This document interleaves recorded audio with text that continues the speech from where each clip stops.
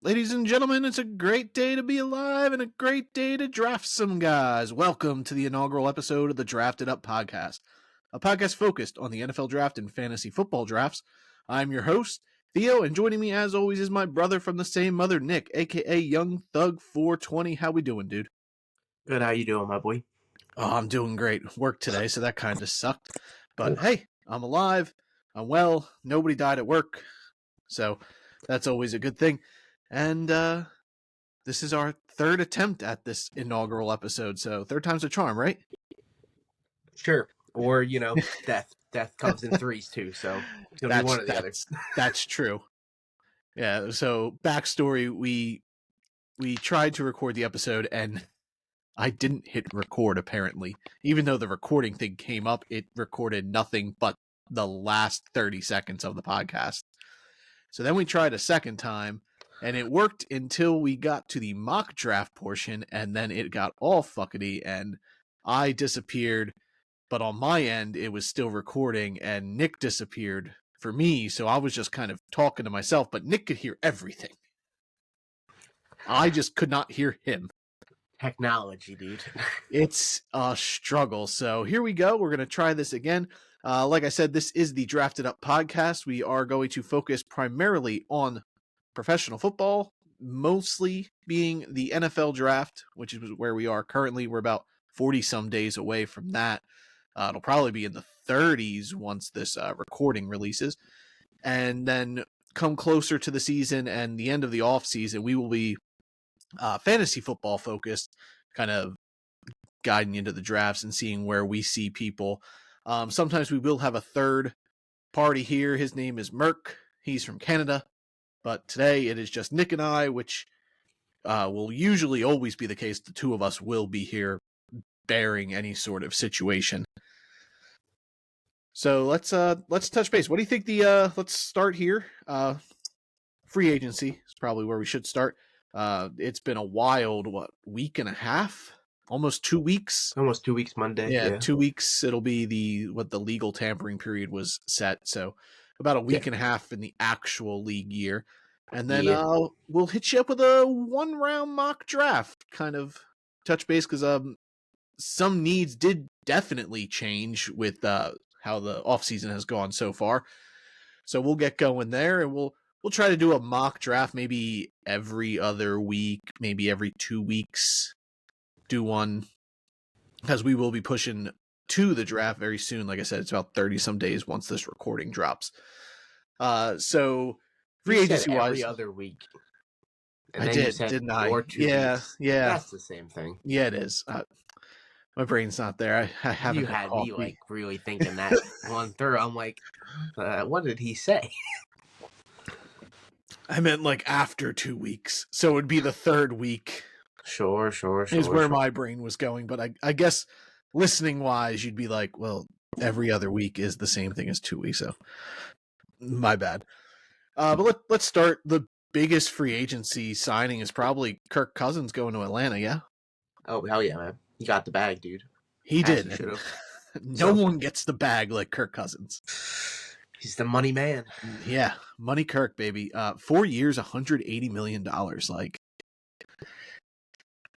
Good for him. His agent and him. It's a lot. They are incredible, especially coming off an Achilles injury. As you can probably tell, you can see the little Vikings helmet in the background. I'm also wearing a Vikings jersey, that I am a Vikings fan. So losing Kirk does kind of suck, but I do understand where the Vikings were coming from. They didn't want to give him all that guaranteed money, and I don't think they wanted to lock him into a 4-year deal. I think they were probably looking more for a 2-year deal, and then drafting a quarterback here in the draft. But unfortunately, Kirk did take the money, go to Atlanta, and their offense is insane on paper. They're looking great. They got to be the favorites in the NFC South, yeah?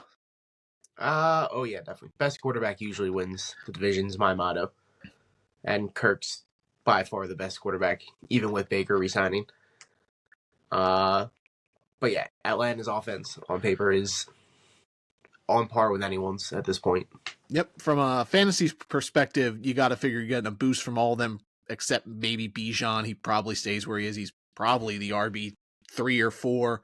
I don't think Kirk's really going to boost him that much It's hard to boost higher. you when you're already that high. Yeah, because he's pretty much drafted at his ceiling essentially. But Drake London, Exactly. I know he's in like the 20s, the lower 20s, like 25, The mid-20s, 26. He should be a high end wide receiver too, maybe even a low end wide receiver one in fantasy. And I think he can finish top 15 for sure. yeah, and then with tight end, it's a weak position in general. So Kyle Pitts should be looking probably at worst tight end 5 draft wise. You think this is the year? This is the year for Kyle Pitts again and again and again. Let's hope. You did mention Tampa Bay did re-sign Baker Mayfield. Indeed. 3 years, $100 million. So good for Baker getting that career renaissance and then getting the bank. And Tampa is the situation for him. I don't think he would have really thrived anywhere else because it was probably Minnesota. He would have been fine. But like there was rumors New England was going to go after him, and that's just a cluster in its own right. I don't think that really would have done anything for him. But how do you think that fares for Tampa? You think they kind of muster around where they were last year, slightly above 500, maybe 500? They were, 9 wins last year? Yeah, I think they were 9-8. It can't be 500 anymore. I don't think they had 10. 17 games. Yeah. With Baker returning and with Mike Evans, of course, returning. White in the backfield, of course. Godwin, if he can stay healthy again. Mm-hmm. I like Trey Palmer, too. I think Trey Palmer did. Sure. He looked really well last year. Tampa really did a good job of utilizing his strength, which is pretty much just vertical down the field. Like he's not much of a route runner, but they really see the point in the year when he really turned it on. Yeah. Like they eased him in. Yeah. And I think Trey Palmer, he's a good guy from a fantasy perspective. You can get him dirt cheap in Dynasty, and he's probably not worth much in redraft, but hey, maybe you take a flyer on him at the last round of your draft. Sometimes those guys boom, and Chris Godwin can always be traded. I know those rumors are always swirling. They're always swirling that Godwin's out. Yep. I do want to apologize. Any receiver next to Evans is worth having. So yeah, yeah. Evans and Godwin always are usually a 1-2 punch that usually produced in fantasy. I imagine that would be the same if Godwin would move on and they get Trey Palmer in there. I agree. But I do want to apologize in advance. One of my cats is very angry that my door is closed, so he has no access to my room. How dare you?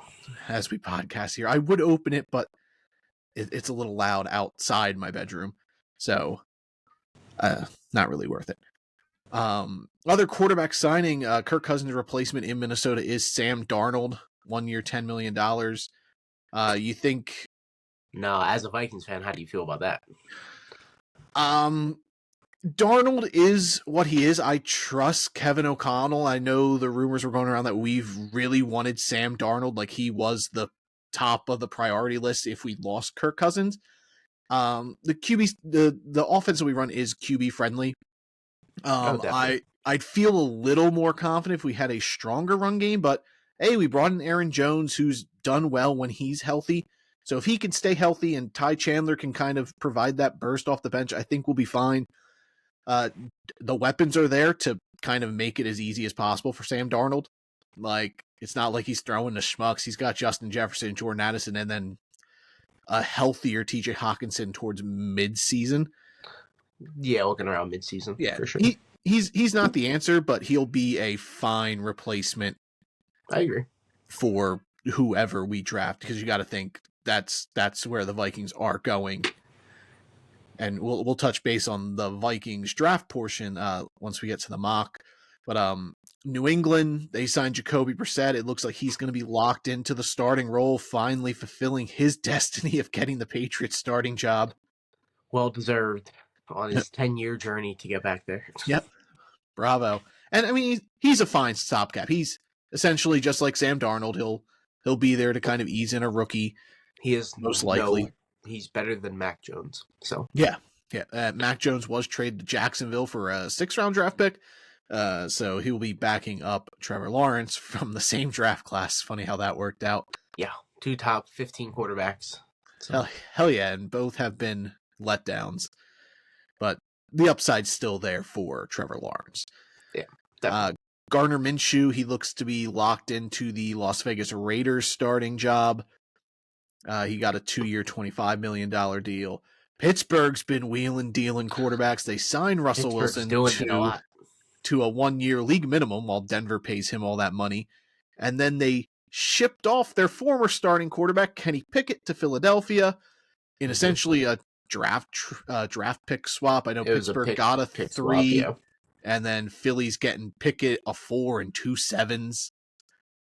And then Pittsburgh's other quarterback, Mason Rudolph, he signed with Tennessee, a nice backup there for Will Levis. Because if something does happen to Will Levis or he just bombs, Malik Willis certainly isn't the answer there. No. And then Pittsburgh, the final thing they did was trade for Justin Fields. They traded a 6th-round pick that could boost up to a 4th-round pick if under playing circumstances, but it looks like he's going to be the backup to Russell Wilson. That's what it seems. Yep, and then the only other quarterback that really traded was Sam Howell, who moved from Washington to Seattle, and I think Seattle gave up a 3rd-round pick for him. They gave up a decent amount. So if more than a weird situation. Yeah, like Geno Smith did fine last year, and I mean he was really great the year before that, but he was banged up, and he's getting up there in age, so they have a fallback plan if Geno does step back. And yeah, definitely. It's always nice to have a backup plan. And they needed a backup because their backup signed with the New York Giants, and it looks like he may be competing with Sam Darnold, with Daniel Jones. Anything to light the fire under Danny's ass at this point. And you are the Giants fan, so who would you be more comfortable rolling with there, Dan Jones or Drew Lock? Danny Jones.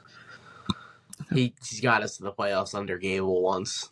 I get last year, but last year it was rough for everyone, even Barkley. Hey, you guys were all banged up. Daniel Jones didn't stay healthy. There's only so much we could do in that situation. And even then we still finished 3rd with 6 wins. I'm looking at 8 wins, 9 maybe. And then we just had backup quarterbacks move. Tyrod Taylor signed to the Jets. Great move for them. They needed a more reasonable situation back there in case something happens to Rodgers again. And then Jameis Winston signed with Cleveland.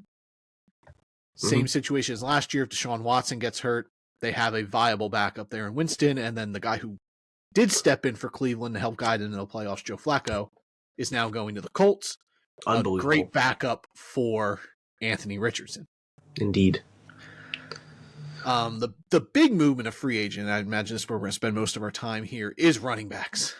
Running backs made bank, which was the opposite of last year. No running back was getting paid. And now this year, I think that shows you how the NFL views the rookie draft class, as it's pretty weak. I do like some of the running backs in the class. Like, I'm a little higher on the running back rookie class than most media pundits for the draft, but I'm not going to take them early, but I like a lot of the running backs. At earliest, I take them late 2nd round. Yep, I agree. But Saquon Barkley's the big one. He moved to Philadelphia on a 3-year, $37.5 million, $37.75 million, not 37.5. Yeah. And then get my man's money right. Yeah. And then Josh Jacobs went to Green Bay on a big 4-year, $48 million deal. Derrick Henry, 2 years, $16 million to Baltimore. That's going to be great. That's going to be so much fun to watch, dude. And then Tony Pollard, 3 years, $24 million to Tennessee, which kind of strange because he's similar to the running back they had, Tajay Spears. I know that crushes the hopes and dreams of a lot of fantasy people. They were really looking forward to the Tajay Spears, you being one of them. Yeah, sad. Very sad. Dynasty hopes.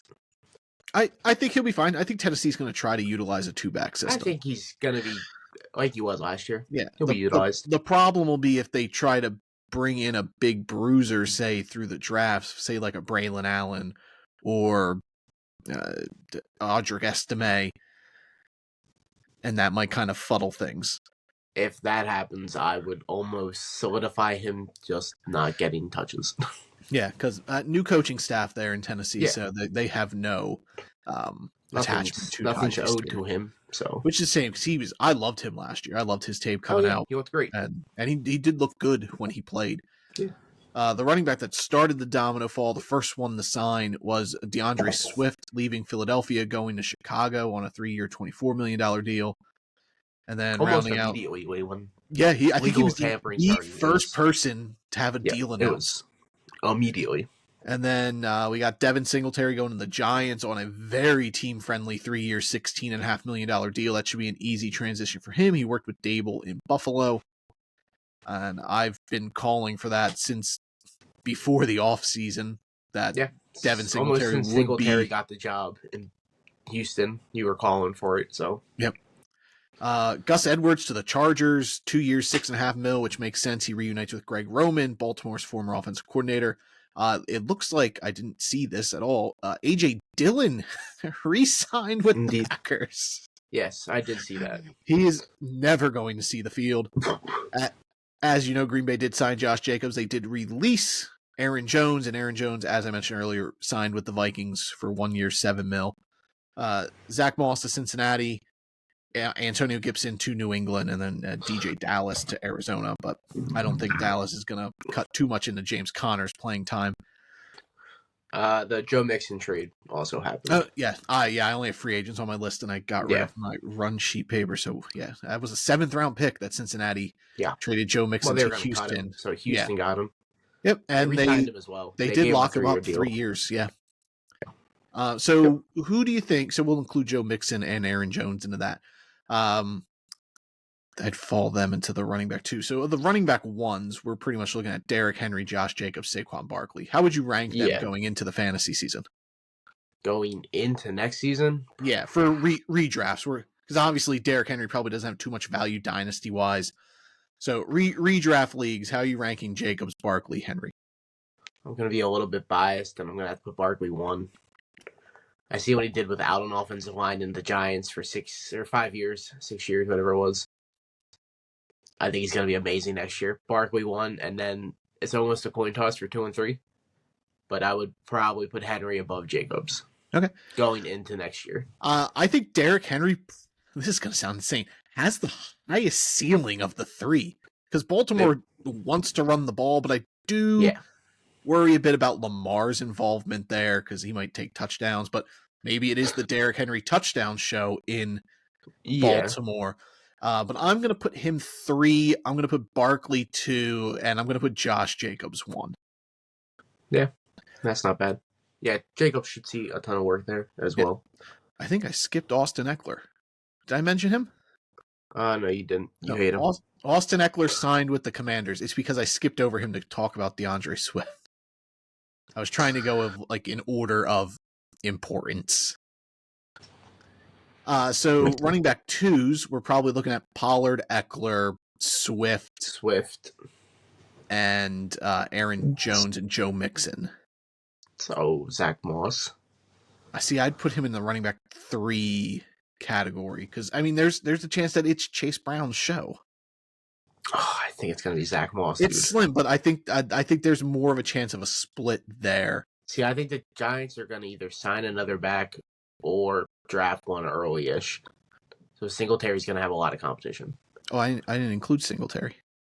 Well, no, I'm saying compared to Zach Moss. Yeah, I think Moss is over Singletary. Yeah. See, I had Singletary, Edwards, Moss, Gibson in that flex spot. And then Eckler, Pollard, Swift, Aaron Jones, and Joe Mixon. So how would you rank those 5 guys? Pretty high on Tony Pollard if he can get a ton of work. Mm-hmm. But if he's splitting a ton of it, I would probably put. Oh man, they're all. Swift is also. He has 2 backs behind him that I think can take a ton of touches. I think they're going to move on from Khalil Herbert. I think that would be smart. And I think they're going to roll with him and Roshan. Him and Roshan. So who was it? It was Mixon, Pollard. Aaron Jones, Tony Pollard, Austin Eckler, DeAndre Swift. Put him Mixon 1. Mixon 1, Pollard 2, Aaron Jones 3, Eckler 4, Swift 5. All right, I'm going to be a lot lower on Eckler. So he's going to be 5. I kind of want to put He's Swift over Eckler. He's 5 for me. I'm going to put DeAndre Swift at 4, Aaron Jones at 3, Joe Mixon at 1 or 2, Tony Pollard 1. Not so similar to you. I think Pollard, because the Titans are probably going to draft an offensive tackle round 1 that'll pair up with Peter Skoronski, their first round pick from last year at guard. They signed a Lloyd Cushenberry at center, so that really shores up half of their offensive line. And their line's going to be great. And Bill Callahan is the offensive line coach. Brian, his son, is the head coach in Tennessee. And Bill Callahan's always been like this great offensive line coach and got the most out of like low end talent guys. So I think they'll be fine. They'll make it work. And then we got the flex RB3 guys: Devin Singletary, Gus Edwards, Zach Moss, Antonio Gibson. I mean, I would love to see Singletary get a ton of touches. I hope we just draft it back at some point. I don't want to sign another one. You guys can sign Clyde. Pass. I would rather not. You can sign Alexander Madison, Viking legend. I'd rather not. I got fumbles a ton. Now, J.K. Dobbins is someone I would be interested in, I think. I do not like that guy. I think he's going to go to Dallas. I really do. That would be a good fit. Who'd you ask me about? Singletary for sure. Singletary, Gus Edwards, Zach Moss, Antonio Gibson. Oh, okay. So Zach Moss, I'd put above Singletary. Okay. So Zach Moss, Singletary, Gus Edwards, and then Antonio Gibson 4. Gibson above Edwards, I guess. Gus Edwards does not appeal me at all. So if we're looking at a PPR standpoint, I'm actually going to put Antonio Gibson 2, with Devin Singletary being 1, Zach Moss 3, and then Gus Edwards. Don't like Zach Moss. I do like Zach Moss. I just think Cincinnati. I think Cincinnati's going to pass the ball more, and I think it's going to be more of a timeshare situation than just the Zach Moss show. See, no, I agree. But even the PPR situation, I still think what's his face? Stevenson. Ramondre? Yes, from New England. He's still going to outcatch Gibson. I hope so, because I love Ramondre, but I don't think it's going to be enormous. Ramondre's not going to have 60 catches like he did his rookie year, but I think they're both going to have 40 catches. Okay. So I don't think Gibson takes as many catches as we think he's going to from Ramondre. All right, I mean, that's plausible. Receivers, there weren't many. So here we go. A lot of them stayed. Yeah, T. Higgins was franchised. He did request to be traded. We'll see if that actually happens. Do you think Cincinnati moves on from T. Higgins? Well, they are notoriously cheap. So if they don't want to end up paying him, they might as well move on. I honestly wouldn't be surprised if they don't trade him and then just let him walk next year. And just get nothing back for him.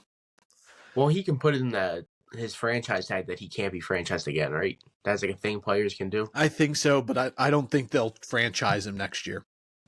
And if they do, it will be to trade him. But I think he stays in Cincinnati. Yeah, I think he plays as a Bengal this year. Yep. I agree. Michael Pittman franchised, but he ended up signing a deal. Mike Evans re-signed with Tampa. Calvin Ridley's the big one. Signing with Tennessee. Dude. He got an insane amount of money. It's so, and he even admitted it. He even admitted that's why he went to Tennessee. Yeah.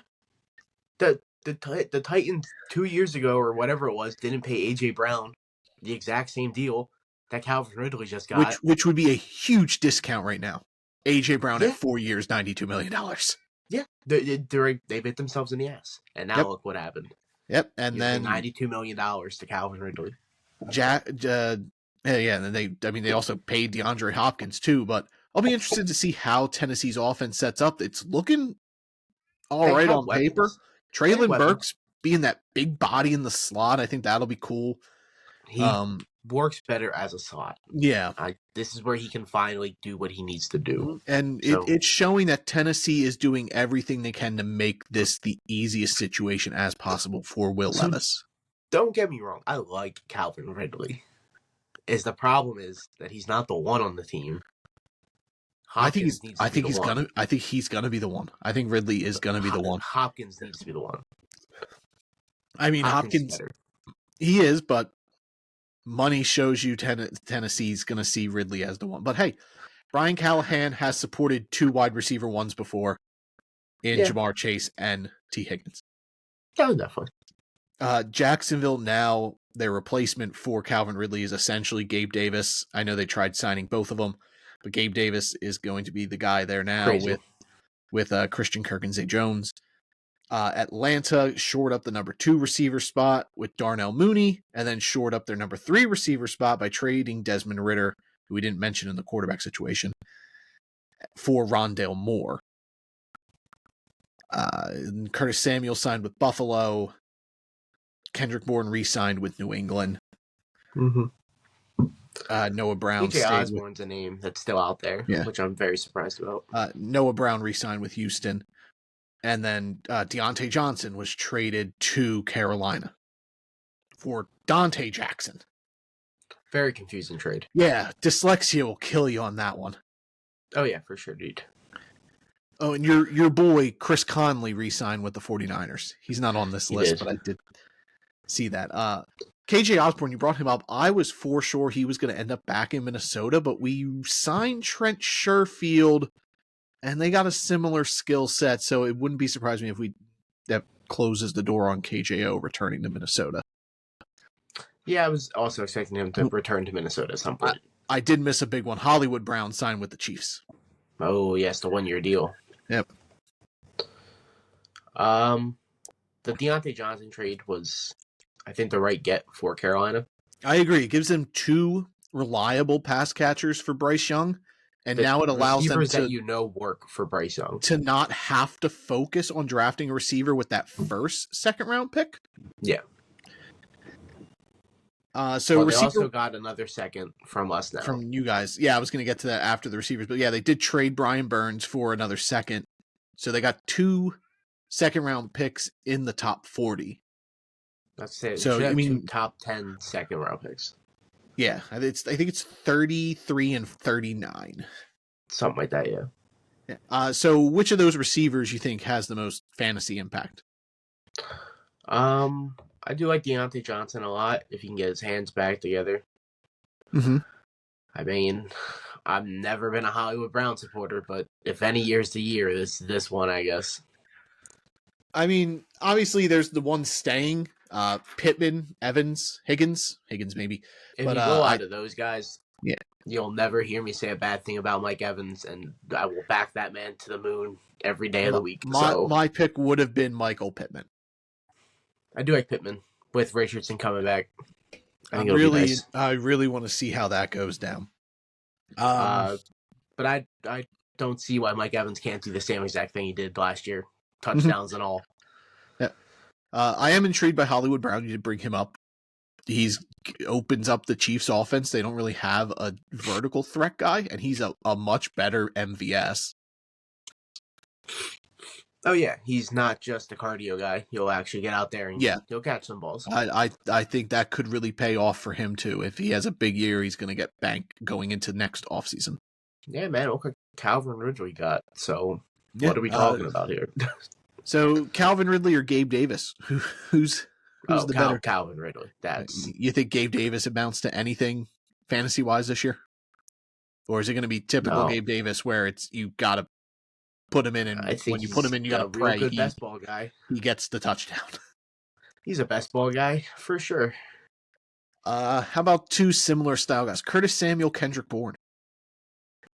Curtis Samuel in Buffalo, 3 years, 24. Bourne staying in New England, 3 for 19 and a half. Kind of like Bourne in the system already. Mm-hmm. But Curtis Samuel's always been a reliable PPR guy in the flex if you really needed him to be. Yeah, and there was a stretch last year he was unbelievable. And right now ridiculous. he is slotted to be the 2 or 3 there. He They don't. should. I was gonna say he should be the 2 or 3 there, Yeah, because depending on and what then happens. him and Khalil Shakir are kind of similar, and then we'll see Yeah. if they draft a guy. What do you think about Darnell Mooney, former 1,000-yard receiver, about 2-3 seasons ago, I getting mean, the same as amount of money as Gabe Davis? the 2 in Atlanta, I think, should shine with Kirk there. He's a 2. He supported 2 receivers before, even with a elite tight end. Yeah. So yeah, I think he's going to be a great option fantasy wise, but I think he Darnell should be a Mooney good flex guy. He could be a sneaky like secondary flex guy. Yeah, like you run take a flyer on him towards the end of your draft. Yeah, and he could very easily sneak out with 800 yards and a couple tutties. And the other one I like Noah Brown staying in Houston. I'm not buying into that Houston needs to draft a receiver nonsense. No. I think Noah Brown with Nico and Tank Dell and Dalton Schultz coming back, who will adjust there. Oh, yeah. I think Joe Mixon running the offense, too. Yep. Things are looking great in Houston. They're going to be so much fun again to watch. Yep. Great coach, great quarterback. Yep. And then, like I mentioned, Dalton Schultz going back, 3-year deal. Hunter Henry staying in New England. Noah Fant staying in Seattle. And then, Mike Gesicki signing with Cincinnati. Jonnu Smith in Miami. Irv Smith in Kansas City. And none of these guys are really going to be impact fantasy-wise. They're just good depth guys, really. No. In general, Los Angeles gave Colby Parkinson a blocking tight end a decent deal. Indeed. Kind of bummed Gerald Everett's taking a backup job. He's always he's always that fantasy guy where you're just like, I'm going to get 6 to 8 points from Gerald Everett, and that's what I need. He can do it. Not anymore. Gonna have to keep on the lookout now for a new stream tight end here and there. Yep. Offensive line's been quiet, at least tackle-wise. The big one's Tyron Smith the other day signed with the Jets on a 1-year deal with no money announced. But do you think that takes tackle off the board for them at 10? Because they also traded for Morgan Moses, so he's pretty much locked in at right tackle. Yeah, he's locked in at right. Tyron Smith will be locked in at left. It kind of seems it. I guess don't think they're going to go interior either. But tackle is always the go-to pick for the Jets, so... Yeah. So it does, at least it opens up things for them where they can go elsewhere. They don't have to go offensive line. Yeah. And Mike Onwenu re-signed with New England, so he'll be the left or right tackle there. Jonah Williams signed with the Cardinals, and then they released DJ Humphries. He looks to be that's a good upgrade. He'll be the right tackle, and Paris Johnson Jr. likely slides back to left. You guys signed Jermaine Eluemunor from the Raiders. What a great name. Is he going to start for you guys? Is he going to play right tackle? Neil move to guard, or because Eluemunor can also play guard? Start in the outside. So you think he could be the starting right? Because I saw he can also play inside, and then Neil can stay on the outside. Well, one of them is going to slide. I don't know which one, but there's talks he's starting at right now. Because you guys also signed John Runyon Jr. Oh yeah, brother. I assume he'll be the left guard. Yeah. Oh, cheap compared to every other guard's deal. Like the guards made great bank. Kevin Dotson stayed with the Rams, and they also brought in Jonah Jackson from the Lions. So the Rams are shoring up that offensive line. And then Jacksonville re-signed Ezra Cleveland. Robert Hunt got a huge deal to leave Miami to go to Carolina. And then center movement, I mentioned Lloyd Cushenberry signing with the Titans. Tyler Baidaz, the Cowboy center, jump into the Commanders. And then the Titans lost their center. He signed with Miami. A lot of interior line movement going on as opposed to tackle. Yeah, a lot of good names out there. And on the other side of the ball, the interior defensive lineman also made bank. And then we also ended up losing one of the greatest interior defensive linemen to ever lace up the cleats in Aaron Donald. Dude, unbelievable. Yeah, like I know the rumors are always swearing that Aaron Donald's gonna retire, but I did not see it this year. Yeah, This was the year I didn't even consider it, and it happened. Yeah, yep. And then I was like, wasn't even thinking about it. And then Fletcher Cox also retired, but he doesn't have the same kind of impact that Aaron Donald did. And now I'm just seeing people talk about how overrated Aaron Donald was, and it's just like, get off the internet, dude. Get off. Go touch grass.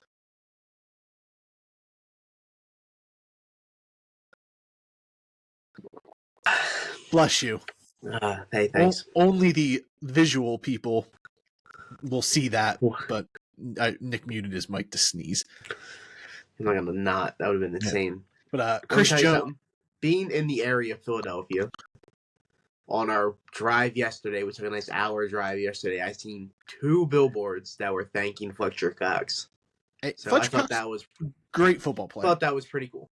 Yeah. So, but no Chris Jason Jones, Kelce billboards, but I see Fletcher Cox billboards. I'm sure Jason Kelce's billboards are all down in the city. Oh, I'm sure. I'm sure if you go down towards the city. He also retired. Did not bring that up because that happened well before all these other stuff. But Chris Jones stayed in Kansas City. Justin Matabuke signed, staying in Baltimore. Leonard Williams staying in Seattle. Grover Stewart staying in Indy. And then a bunch of movement. Christian Wilkins got a huge deal to go to the Raiders. That pretty much takes interior linemen off their draft board. I know Byron Murphy and Johnny Newton are popular draft spots there for the Raiders. DJ Reader went to the Lions, and then the Bengals are replacing DJ Reader with Sheldon Rankins. And that's pretty much it on the defensive tackle. Eric Armstead, the Niners did release him, and he signed with Jacksonville. Former top 3 pick. Yeah. And then pass rushers moved around. Daniil Hunter went to Houston, and then Minnesota took former Houston edge rusher Jonathan Grenard. I think it's Grenard. We also got the Vikings also signed Andrew Van Ginkel. Great name. Josh Allen, franchised by Jacksonville. Brian Burns, who we mentioned earlier, was traded from Carolina after being franchised to the Giants, and then he got a contract. Zadarius Smith, Josh Uche, they re-signed with their former teams. Uche with New England, Smith with Cleveland. Leonard Williams to the Niners.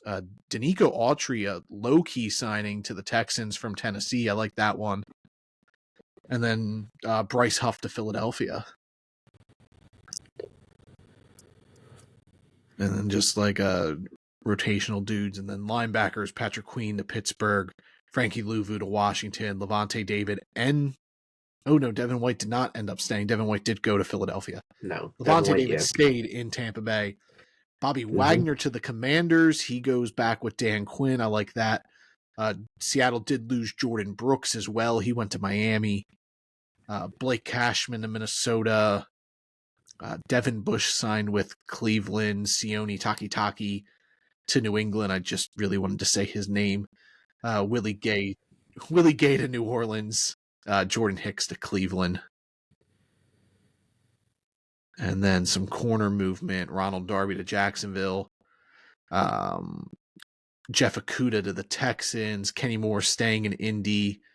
Sean Murphy Bunting to Arizona. Chidobe Awuzie to Tennessee. Kendall Fuller signed with Miami. I didn't see that. L'Jarius Sneed was franchised, and Jalen Johnson was re-signed by Chicago. And then Dante Jackson traded for Deontay Johnson. And then a bunch of safety movement. Xavier McKinney got paid by Green Bay. Geno Stone to Cincinnati. Jordan Fuller to Carolina. Antoine Winfield staying in Tampa Bay. And they also bring in Jordan Whitehead. CJ Gardner-Johnson re-signs with Philadelphia after being off them for a year. Jeremy Chin to Washington. Kevin Byard to Chicago. You guys signed Jalen Mills. He looks to be like the replacement for Xavier McKinney. And Jordan Poyer signed with Miami from Buffalo. Mm-hmm. Chicago's done a lot. Chicago has done a lot. I was going to actually just ask who you thought had the best offseason so far. Chicago also traded for Keenan Allen, which I forgot to bring up. Indeed, for nothing. For a fourth-round pick. Nothing. A nice fourth-round pick in the middle of the night. Chicago is setting things up nicely for Caleb Williams. They also still have cap room for like next year and stuff. Chicago can do everything again next year. They're going to be a threat coming up. Yeah, because they'll have a nice 5 years of easy money with a rookie contract, especially if Caleb Williams hits, which he seems likely to, but you never know with quarterbacks. You never know, but I'm a supporter. So, But I think pretty much everyone would be in consensus that Chicago has it's probably had doing what needs to be the done. best offseason. Yeah. Even bringing in Gerald Everett, which wasn't necessary, to have Yeah, a nice Matt number two tight end. Eberflus does like running 2 tight ends, so Yeah. and It's they nice 2 tight ends, too. mm-hmm. Tampa's done a lot of stuff that was necessary. Tampa's brought back their guys. Yeah. I Like still look everyone, for them to either draft a running back or sign one. I agree. I know they re-signed Chase Edmonds, but that guy's not moving the needle. That's not the deal they want. Yeah. Yeah, so I imagine they will also be in the market for a backup plan for Rachaad White. I agree. Excuse me. All right, we're half hour in. Let's do this mock draft. We are 40 minutes in. Mine says 20. Mine says 29 minutes and 30 seconds. Oh my goodness. Something happened because mine's at 41 minutes.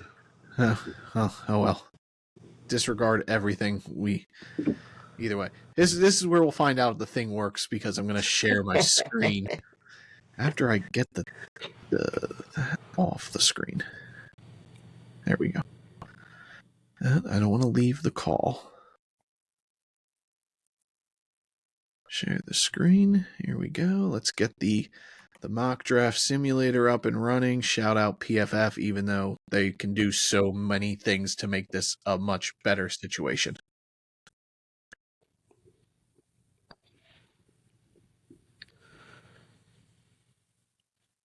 All right. Can you see the screen? No. No, it's not loaded yet on my end.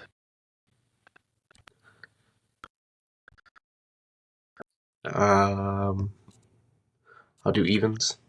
You do odds. That works for me. We'll do 1 round, select all. Oh, we didn't bring up the draft trade that happened. Minnesota traded for a second first-round pick. They worked out a deal with the Houston Texans, which is becoming a thing at this point. The Vikings traded pick 42, their second, number 188, and a 2025 second to Houston for pick 23 and pick 232. I think that just says the Vikings are in the market to move up even further, because now they have the ammo to move those 2 first-round picks to get into the top 5. Yeah, no, I agree. 2 first gonna get you somewhere in the top. If they can't, they're gonna walk out with 2 players, because there's still holes in Minnesota.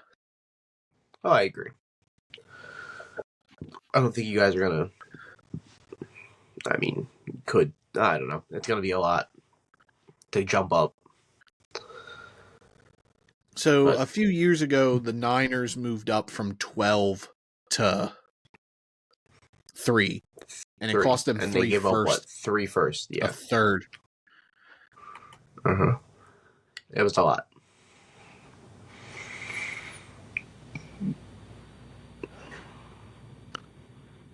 All right, it doesn't look like the screen thing's working, so we're just gonna verbally tell you guys what's going on, which is fine for the audio listeners. They don't have to worry about it.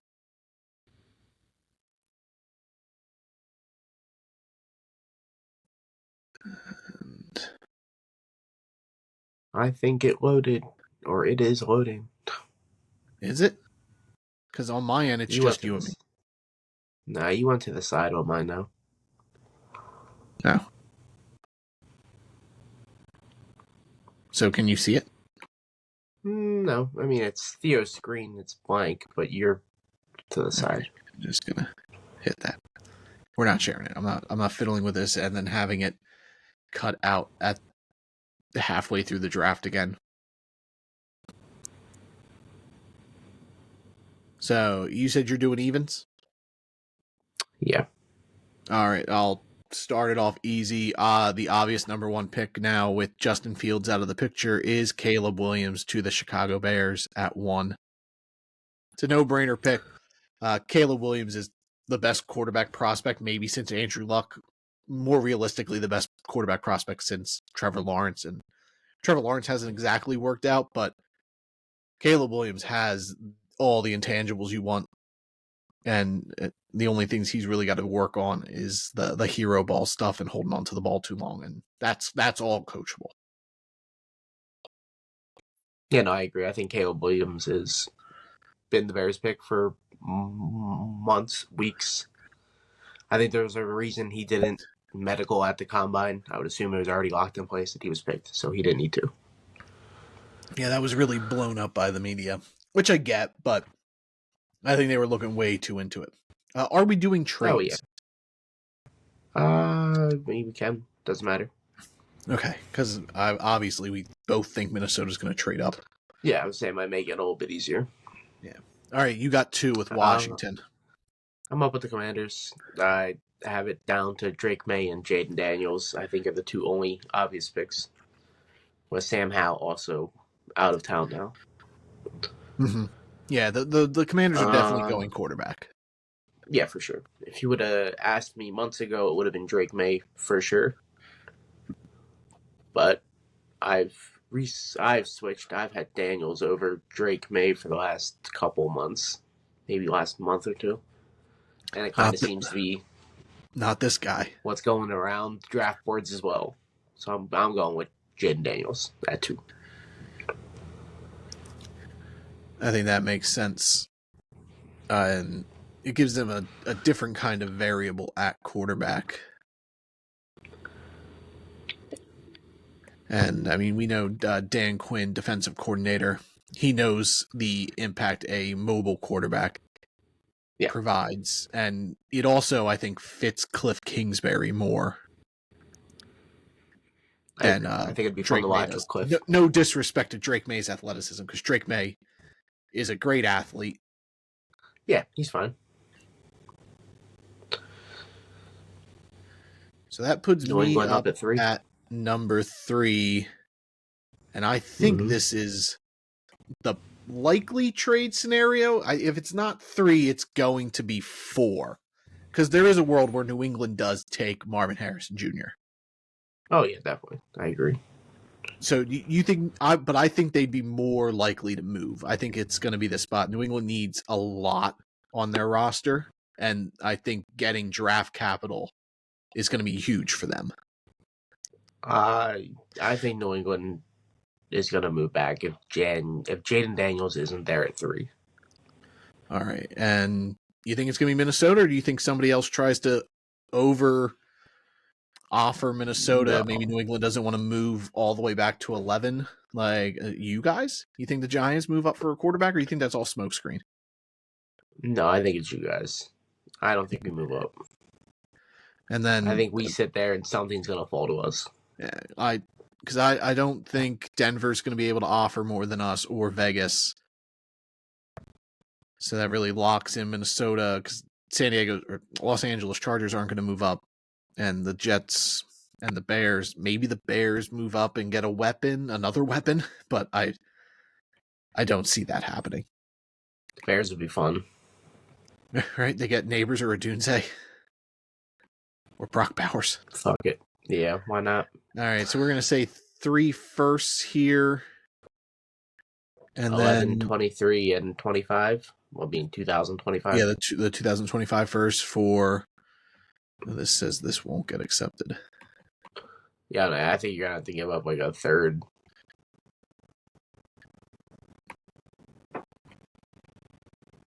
Well, no, that just lowers it.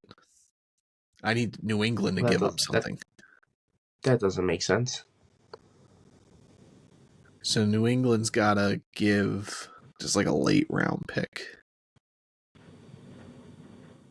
Maybe like a pick 137. That's what we'll say. Trades are trades. We really don't need to go into the details of the trade and the thing here, but chances are it's going to cost Minnesota 3 first-round picks. I think if we had our second still from next year, we might be able to do 11, 23, and the 25 second, but we traded that to Houston. So Minnesota's up, and I do believe they're locked in on Drake May. I don't think they're going to trade up for McCarthy because I don't think they would need as much ammo to move up for JJ. I know he's the buzz, he's the popular guy, and I get it. He's got all the intangibles, all the traits, everything you want in a franchise quarterback, minus the actual college production. But we brought in Josh McCown, as our quarterbacks coach, who coached Drake May in high school. And I think whatever quarterback Minnesota brings in from the draft will be fine, but I think Drake May fits everything that Kevin O'Connell wants, and that's where I'm going here. Minnesota trading up to 3 with New England and drafting Drake May. I think that's the right pick. I don't think trading up for JJ is a good call in any scenario.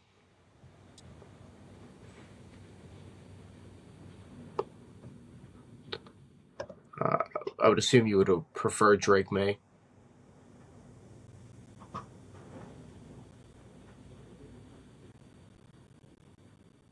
You muted yourself.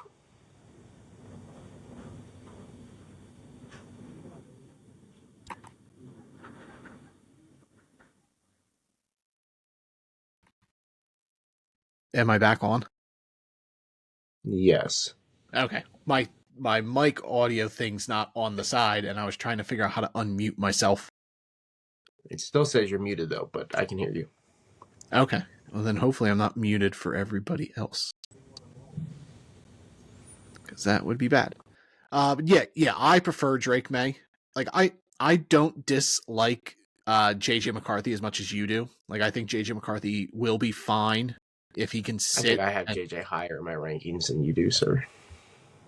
I haven't fully finished updating my rankings. You just put your 75 together. Yeah, I'm at like 29. Oh, that's a first round pick. I have him at 30 something as of now. Yeah.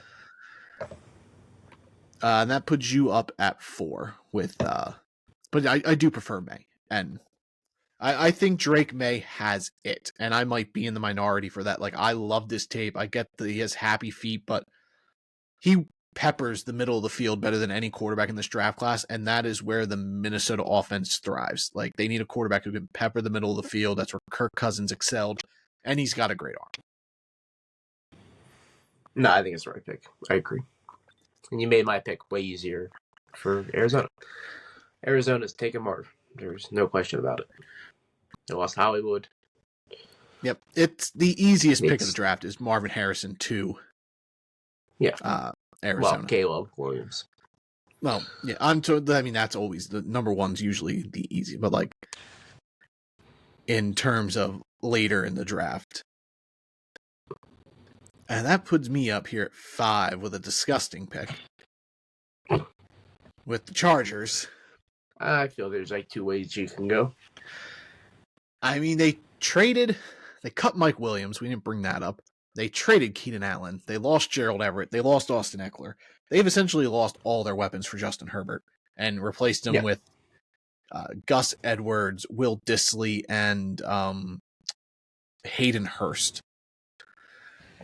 So not exactly strong replacements. So Malik Neighbors or Rome Odunze here makes sense, but I don't think that's how the Chargers want to go. Which then brings in Joe Alt into consideration.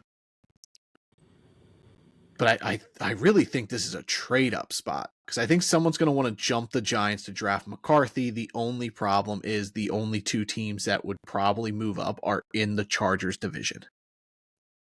Oh, yeah, I agree. So are the Chargers willing? I don't think the Chargers are... No. Not for a quarterback. So you think they stay? Yeah. Okay. Is Joe Alt a right tackle? Joe Alt can play any tackle. He can, but I think he's better off at left. I don't know about Slater, but I think that is the route they're going to go. I thought about maybe just throwing a curveball and going Troy Fatanu because he plays everywhere in the offensive line. Very true. And I know the NFL's insanely high on him. You know what? I'm going to do it. I'm going to go Troy Fatanu to the Chargers. And that puts you guys up. Is this, I know you're going to say no, but is J.J. McCarthy in consideration here if this would happen in real life?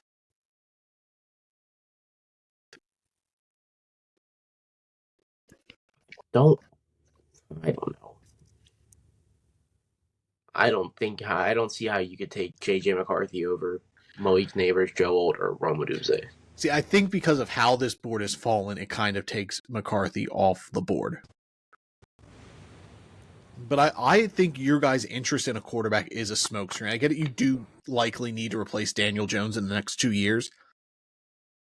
But I also think Daniel Jones would be fine if you got him weapons. Like, that's not happened ever. But we are a season removed from him winning a playoff game. Yeah. With no weapons. Mm-hmm. And he was the big part in them winning. Like, they beat the Vikings because of Daniel Jones' ability to just run all over our defense. Yeah, him and Barkley were able to find holes, and they ran the ball very well. So are you going weapon here? Is it pretty much Neighbors, Odunze? I think we've addressed the offensive line enough that we're not taking any type of offensive lineman in the first 2 rounds. I agree. I think it then becomes a too cluttered situation. Which leaves Malik Neighbors and Rome. No Brock Bowers? No. Okay. Well, I know Darren Waller's up in the air. I know. I think if I don't see a way that the Giants have both receivers under Brock Bowers. No, I think that makes sense. I just know people always bring them up. I can see a world where they have one of the receivers ranked and then Brock Bowers and then one of the receivers. Mm-hmm. I don't think they would have both receivers under Brock Bowers.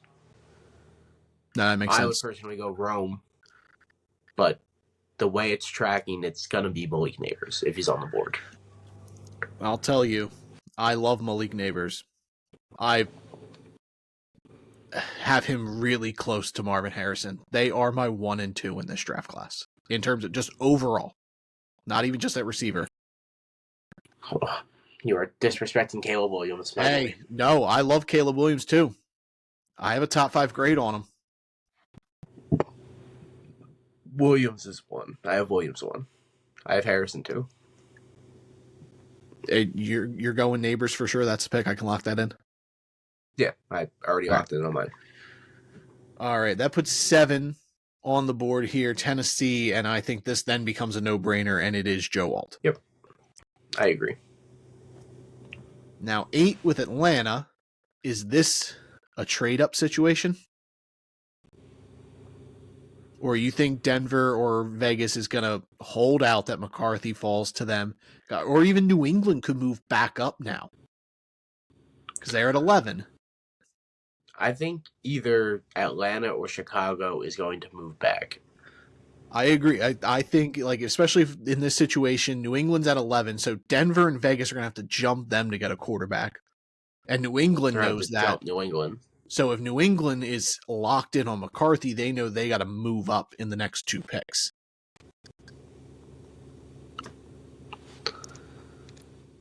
Yeah, let's move someone up. I'm cool with it being 11, 12, 13. Who do you think's more likely to move up?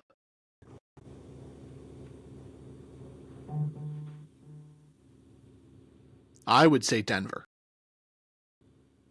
Because they don't have a quarterback on the roster at all, besides Jarrett Stidham. I really think it's Denver, but I think Denver's, fuck it, we're going to stay here, and who falls here, we're going to draft. So I think they end up moving back then, if that's the case. Denver would move back, knowing I agree. They can get Nix or Penix in the 20s. I agree. I think Denver more realistically moves back than up to get like a second or a third, something else in the draft. Yeah. So that leaves Vegas and New England, who both have the luxury where McCarthy can sit for a year or 2 if he goes to Vegas. Vegas signed Minshew to a 2-year deal. And I know Antonio Pierce talked about needing a franchise quarterback. Like, he really emphasized that, and McCarthy does fit the style of play that he wants to play, which is just a New run it England down your or throat. New England or Vegas, I would move up before Denver. Which one? Uh, I would probably put Vegas above New England. I agree. I would say New England would be the least likely of the three to move back up. So we're going to move Vegas. This probably isn't going to cost as much. It's only 3 spots. So you're probably looking at a second round pick. And then maybe like a 5th next year or something like that. And there we go. So we're That went through. what are you talking? 44 13, and 44. and then like a late round pick next year. For 8? Yeah. Trade details, we're not really going in too much of that because we're only doing a 1-rounder here. So with Vegas up, trade it up for JJ McCarthy. Where's he on the big board? I really should just search names. There he is. He has got to go to quarterback. Yeah, I was already halfway down. I was committed. So JJ McCarthy there to Vegas, trading up to the 8th pick. That puts me up with Chicago. And man, Roma Dunze is still there. But that's not where I'm going. I am going to try to get some interior. Oh, that's so funny. What? Hey, KJ Osborne signed. Oh, breaking news on the pod. With? Signed with New England. Oh, he's the one there. Maybe. 1 or 2. KJ Osborne's there. What's his name? Kendrick Bourne's there. Bourne. I am going to go with Byron Murphy, though, to the Bears. What are we at time-wise? Because my time thing is just not moving. It just says it's 32 minutes, and I know we're well past that. 102. Okay, so we got to start churning through things. That puts you up at 10 here with the Jets to round out the top 10. Now, we brought this up that they don't necessarily have to go offensive tackle, and Roma Dunze has fallen into their lap. Is that where you're going? I kind of think so, dude. I know Rodgers isn't necessarily the big rookie quarterback guy, but man, what a world. Rome, Garrett Wilson, Breece Hall, dude. Come on, dude. I'm going Rome. That's a flashy pick. No, I like it. It's something different. The board has fallen in a different way, and I think New England's there at 11, kind of bummed about that because they could have fallen into Roma Dunze. So we're going to shore up the offensive line here in New England. They re-signed Mike Aquanu. We're going to move him over to left tackle, and then we're going to draft Talise Fuanga, the right tackle out of Oregon State. Dog. Yep, I could have gone edge rusher there, or even Brock Bowers, but I think New England needs to shore up that offensive line. Brock Bowers would have been a nice little pick, but I agree. I think offensive line that puts you up with Denver. That you get. I know we talked about trading back here because now the quarterback is not there. Yeah, so someone's moving up for cornerback 1.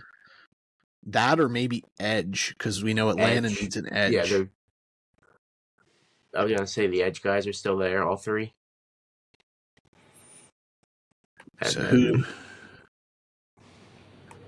So Jacksonville needs a corner. I think they could move up. And 17's not too far. Philadelphia is another one. Philly could always move up. They have tons of picks. I actually think that's probably the best bet for Denver. Because 22 is a fine range, and that puts them before New England, and they can steal a quarterback. Yeah, because really the only team above that would be like the Rams maybe. And I can't see them going. But I don't think they can waste a first right now on a quarterback that's going to sit. No. So we're going to do Philly? Yeah, let's move off All Philly. right, so it'd pretty much be a 22 and 50 and like a late round pick, but nothing crazy. So Philadelphia's on the clock here at pick 12, and I assume you're going to go corner. Yeah, I'm gonna go corner one. Not my corner one. That would be Cooper DeJean. I don't think he's corner No, one on the NFL's I think boards. I think Philadelphia's going to favor Mitchell or Arnold. I agree.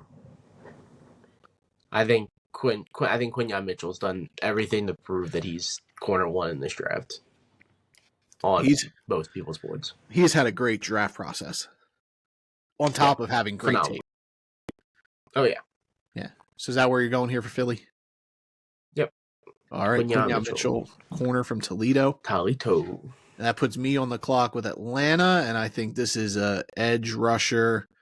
Yeah, they got their edge guys and traded back. So I'm going to go with the higher upside edge guy. I'm going to go with Dallas Turner. the explosiveness. Yep.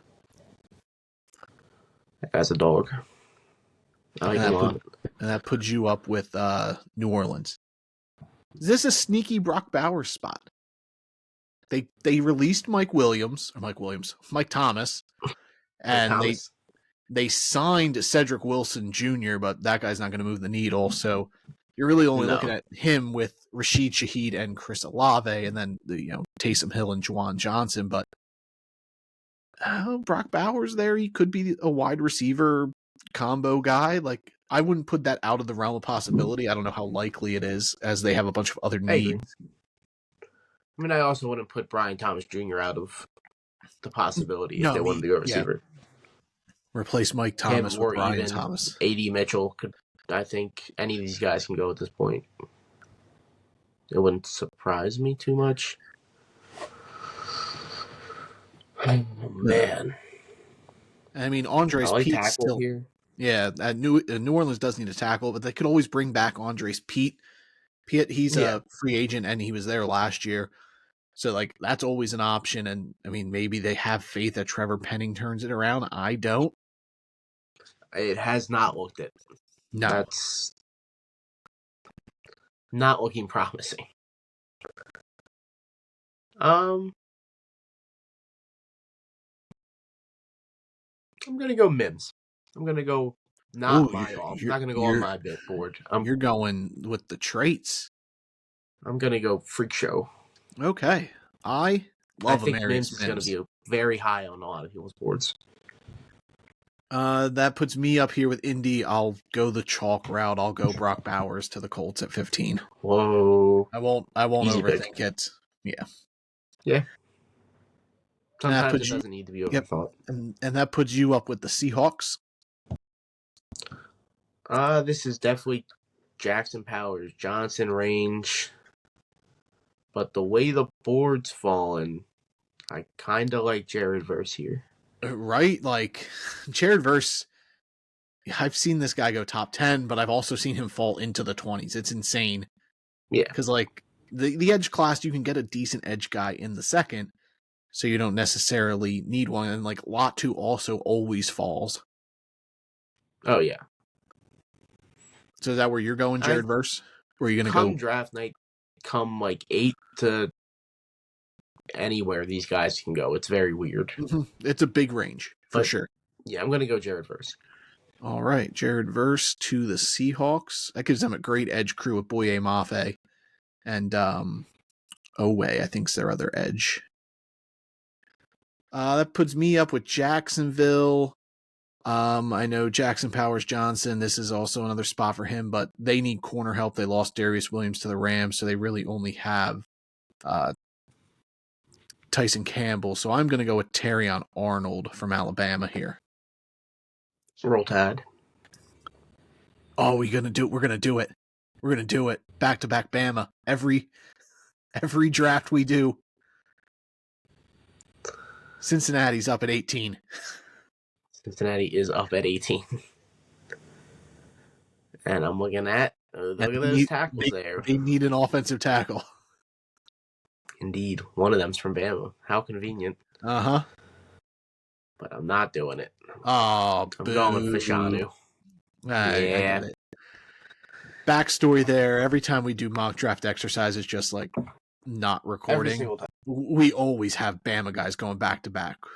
Whether it's Arnold and Turner or Arnold and Latham or Latham and Turner, it just always happens. Oh, there's Nick's neighbor's dog. I heard him.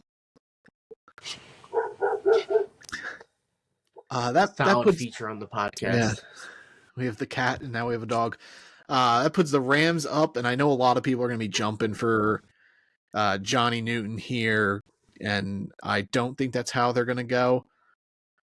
I think they're going to go with Leatu Latu, generate some pass rush, and then find a interior guy, or hope Kobe Turner can just slide into that role. Kobe Turner looked good last year. He did. He needs to work. He struggled in run defense, but he generated great pass rush.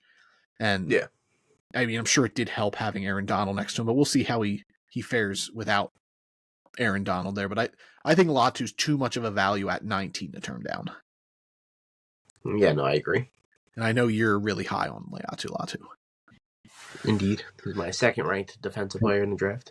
And that puts Pittsburgh on the clock here at 20. Pittsburgh. Is this a receiver range? They trade Deontay Johnson, so now we really only got George Pickens there. Arthur Smith runs a one receiver offense, brother. Yeah, but he always drafted him. Yeah, but they got the one receiver. George Pickens is that guy. Okay. I'm looking tackle, corner. I like the corner talent that's still on the board. Mm-hmm.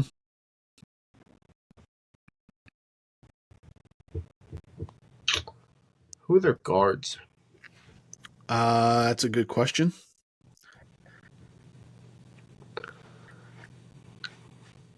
Because if they could use offensive line help in general, being tackle, guard, and center, I would rather Graham Barton over J.C. Latham. But if they just need a straight tackle. They did sign Van Jefferson, so they got the cardio machine. They signed quite the field stretcher. Isaac Seumalo last year from Philly, and then their other guard's James Daniels, who I have no idea who that is. Sorry, James. Who are their tackles? Broderick Jones, who they drafted last year, and then Dan Moore Jr. at left tackle, who's not that great. Okay. And then Nate Erbig is their center. So J.C. Latham's never taken a snap at left. So I think even drafting him as their left wouldn't even make sense. I mean, Broderick Jones could move to left. Yeah.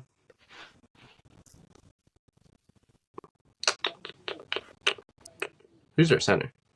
Nate Erbig.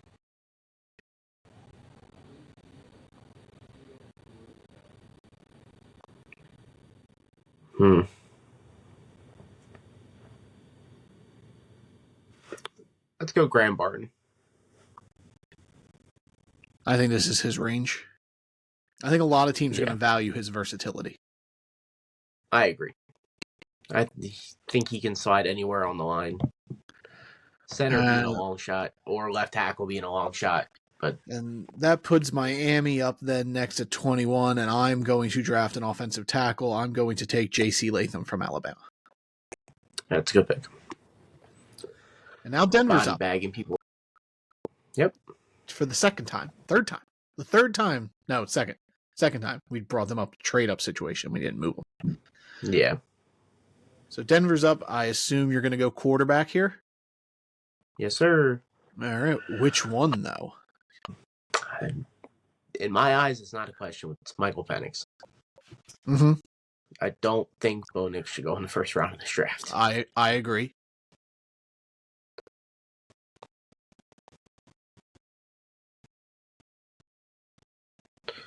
Yeah, Michael Penix has everything to me to be arguably the second best quarterback in this draft. I love Michael Penix. You're not going to hear me say a bad word about that dude. And honestly, if I had this pick, I would have picked Penix. Like I do think Bo Nix fits the Denver system incredible. And I think he'd be fine, but I think Penix provides way more upside there. I love seeing Cortland Sutton track down deep balls, dude. Yeah, Penix and is gonna hit him, no dude. one throws a better deep ball than Michael Yeah. Penix. Is that where we're going? Yep. All right, I I think I like have that. him ranked like 18th overall or something like that. So And that's the range. So that makes my pick here for New England a little trickier because if Penix was there, that's where I was going. I don't yeah. think they pick Bo Nix.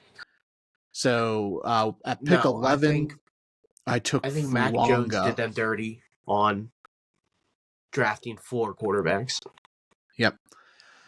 So last pick we drafted Fuanga to New England. Now they're up here at 23. They got Kendrick Bourne, and we just know they signed to KJ Osborne, but I think they need another receiver in that receiving room. So I'm going to go with my guy, Brian Thomas Jr. here at 23. Good pick. And that puts Dallas up on the clock, and apparently they need everything according to the simulator. Hell yeah, brother. Jackson Powers Johnson's still there. They just lost their center. That's exactly where I'm looking. Dallas somehow always gets their little grimy hands on all pro offensive linemen. Yeah, they do. Is that where we're going here? You're going with JPJ? Yeah. Yeah, all right. Jackson Powers Johnson. Yeah, let's replace a potential All-Pro with another All-Pro. That puts Green Bay up. I know this is always a popular spot to put Tyler Nubin, but I feel that's kind of forcing something. I would love to put. Oh, maybe they go. Tyler Nubin's more of like a why not pick. That's what I see. And I think they got it's that not with really Xavier McKinney. Exactly. So that leaves. Do they go with Coupe de Jean? Or maybe Johnny Newton. But I'm going to be Newton. A little. I also like Newton, but I don't know if he fits Green Bay because they run a 3-4. Yeah. So I'm going to go with Jordan Morgan, the offensive tackle guard from Arizona. I think he's going to be. He's getting high on a lot of boards. Yeah, I think he's getting more first round buzz again. Like he struggled at Senior Bowl, but he's starting to swing back up. Yeah. And that puts Tampa up at 26.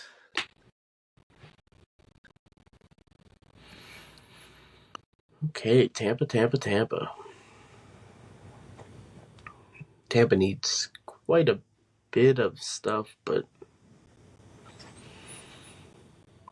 I also wouldn't rule out anyone trading up for this pick to try to jump Buffalo for like A.D. Mitchell or Xavier Worthy.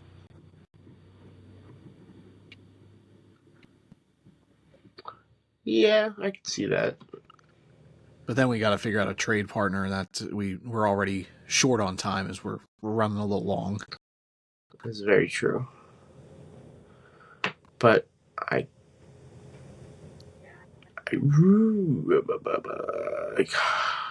want to go. Oh, I don't know what I want to do here. There's many ways Tampa could go here. Mm-hmm.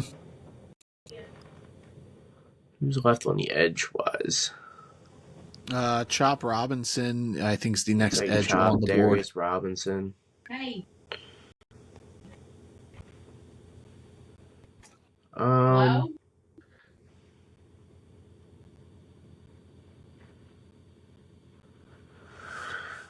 Could lean. I'm gonna go. Man, I'm truly stumped. I got nothing. Tampa's throwing me for a loop here, and the board is not falling their way at all. You're still muted. Nah, I'm unmuted now. Oh, now you're back. Tampa, I would lean tackle. Honestly, I don't think they're gonna go corner, dude.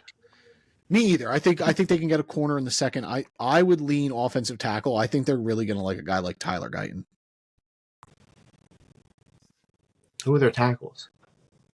Tristan Wirfs is their right tackle. And then their left tackle is...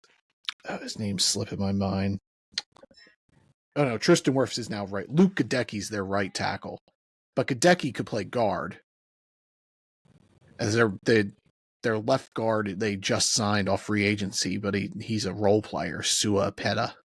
They also need a center. Jansen retired. Yeah. I'm going to go Zach Frazier because he could also swing out if need be. I'm going to go Zach Frazier. The board did not fall for Tampa. You're right. No.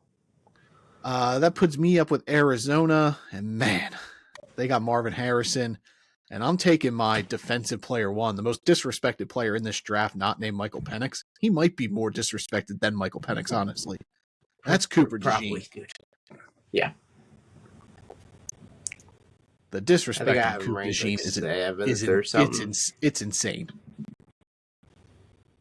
I don't get it. And that puts Buffalo up. That does put Buffalo up.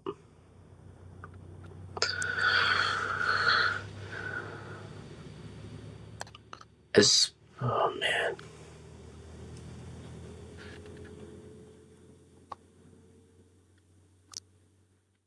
As much as I want to go receiver here, I really, really think they need some type of defensive help, being like defensive back, because they got rid of most of their secondary to try to get under cap. That's true. I'm going with Nate Wiggins. Okay. He seems to be falling a lot. I like Wiggins. He's falling. Like, it's insane. Oh, yeah. He's like an end of the first round guy now. Yeah. Like, he's got great tape and he's fast. Like, I know there's concerns about his tackling, but I think in the right position, I'd still take him in the first round. I agree. And that puts me up here with Detroit. Board is not great for them. But I'm going to go with BPA. I'm just going to get a dog. I'm getting Johnny Newton here. I think he fits that team very well. And that puts up Baltimore. That's a solid pick. Which is where I honestly thought we were going to end up putting Johnny Newton. Because the board always falls. Always falls that way. This is where I'm going to put Tyler Guyton. I like Guyton here. They just traded their right tackle, so Guyton makes a ton of sense to Baltimore. That puts San Francisco up. They've been pretty quiet this offseason so far. I know buzz around them trading one or both of their receivers, which I don't think both receivers somehow. I don't think they move any of them, honestly. No, I agree. But board's not great here, so I'm going to get an edge rusher. I know they need some edge help. I'm going to draft Chop Robinson. Oh, yeah, brother. You know, defense ain't focusing on that guy with Nick Bosa there. Yeah, dude. And then final pick of the draft, Kansas City. Well, they got Hollywood, and then they're and still got Rashee Rice there, Sky Moore, Kadarius Toney, and then so they're kind of set at receiver for Kansas City wise. I think they could might get one later in the draft. Third. Yeah, later in the draft. I agree. So this leaves me here with some type of offensive line or defensive line help. The way the tackle board kind of fell, I really don't feel comfortable taking one of them here. At 32. Christian Haynes could possibly sneak in. I love that guy. I'm way higher on him than like anybody that I have looked at boards of. I also wouldn't be surprised if they consider someone like Kingsley Suamataia. But Darius Robinson also feels like a Chief. Literally the guy I'm on was Darius Robinson. I know they also need corner help. Like, do they move L'Jarius Sneed and draft a corner? No, I think Snead ends up playing on the tag and then either gets dealt next year or gets a deal with them. Okay. But I'm going to go Darius Robinson. All right. Kind of seems like a Kansas City guy. No, I think that works. Andy Reid loves edge rushers, and they drafted Felix last year. Yeah. At the end of the first in the same spot, but Darius Robinson's a completely different player than, excuse me, Felix Anaduke Uzama. But that'll do it for our first mock. How about it? Rock and roll. Let's do a quick recap here. 1 overall was Chicago. They picked Caleb Williams, quarterback from USC. 2 was the Washington Commanders. They took Jaden Daniels, quarterback from LSU. We had Minnesota trading up to 3, and they took quarterback Drake May, North Carolina. Marvin Harrison Jr., wide receiver, Ohio State. 4 to Arizona. The Chargers, with a wild card here, went Troy Fatanu, the offensive tackle from Washington, at 5. Your New York Giants took Malik Neighbors, wide receiver, LSU, at 6. Joe Alt, offensive tackle, Notre Dame, 7 to the Tennessee Titans. The Las Vegas Raiders traded up to 8, and they took quarterback J.J. McCarthy from Michigan. Chicago Bears, again, at 9, took defensive interior lineman Byron Murphy II from Texas. 10, in the surprise fall, the New York Jets took Roma Dunze, the wide receiver from Washington. 11, New England, through that trade down with Minnesota, took offensive tackle Talise Fuanga from Oregon State. The Philadelphia Eagles traded up to 12 from 22, and they took cornerback Quinyon Mitchell from Toledo. Atlanta, in the trade down from Vegas, took edge rusher Dallas Turner, Alabama. New Orleans at 14, Amarius Mims, offensive tackle, Georgia. Another Georgia Bulldog up next at 15, tight end Brock Bowers to the Colts. Seattle at 16 took Florida State edge rusher Jared Verse. 17, the Jacksonville Jaguars took cornerback Terrion Arnold from Alabama. 18, Cincinnati took Olu Fashanu, the offensive tackle from Penn State. 19, the Los Angeles Rams took edge rusher from UCLA, Leatu Latu. And then at 20, the Pittsburgh Steelers took versatile offensive lineman Graham Barton from Duke. 21, the Miami Dolphins took offensive tackle J.C. Latham from Alabama. 22, the Denver Broncos in the trade down with Philadelphia took quarterback Michael Penix Jr. from Washington. New England at 23, from Minnesota's second pick via Houston, took wide receiver Brian Thomas Jr. from LSU. 24, the Dallas Cowboys took Jackson Powers Johnson, the center from Oregon.